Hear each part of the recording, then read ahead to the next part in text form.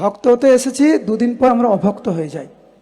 Job করতে এসেছি, দীক্ষা নেওয়ার পরে আমরা জব করি না। গুরুদেবের সামনে প্রতিজ্ঞা করি, 2 দিন পরে পালন করি না। গুরুদেব বলেন অপরাধ করো না, আর নিয়মিত জেনে শুনে আমরা অপরাধ করি। পরচর্চা পরনিন্দা করার কথা না, কিন্তু নিয়মিতভাবে 10 বার অপরাধ না করলে আমাদের পেটে ভাত হজম হয় না। কেন এরকম হয়?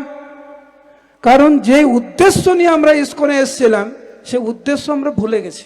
কেন এরকম আমাদের এই অবস্থা? আমাদের দুরবস্থার জন্য আমরা দায়ী, আর কেউ দায়ী না।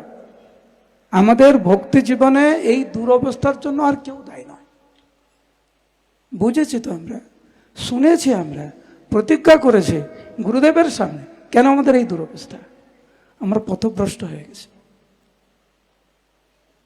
তার অন্যতম কারণ হচ্ছে আমাদের শ্রবণে আসক্তি নেই,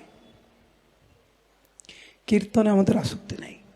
এই জন্য সেই জন্য দেখবেন হয় অধ্যায়ের আগে নালে অধ্যায়ের পরে কৃষ্ণদাস কবিরাজ গোস্বামী প্রত্যেকটি অধ্যায় উনি শ্রোতাদের উপরে অনেক প্রাধান্য দিয়েছেন।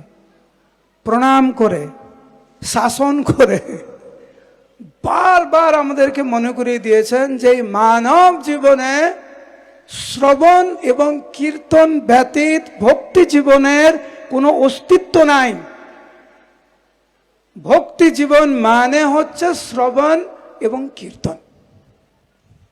যেই ভক্তের শ্রবণ কীর্তনে মন নেই, আমরা শুধু নামে ভক্ত।